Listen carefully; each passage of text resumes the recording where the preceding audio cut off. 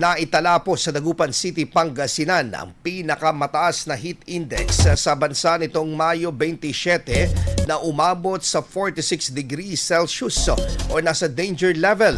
Bandang tanghali batayan sa ulat ng DOST Pag-asa. Sa pinakahuling forecast, nanguna ang Dagupan City sa talaan ng pinakamataas na heat index sa buong bansa at sinundan ng Tuguegarao City at Sangli Point sa Cavite.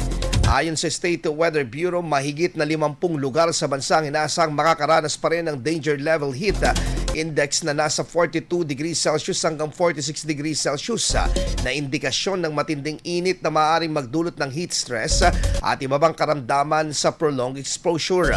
Kabilang sa mga apektadong lugar ang iba't ibang bahagi sa Luzon, Visayas at Mindanao, partikular ang mga urban at coastal areas na patuloy na nakakaranas ng mataas na temperatura at halumigmig.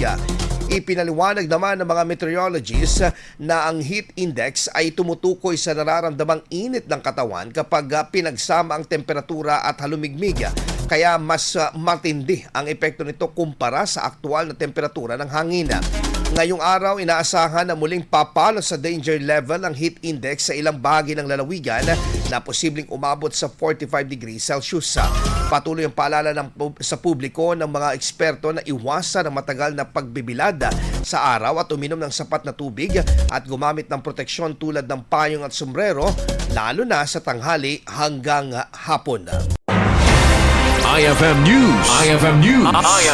IFM News.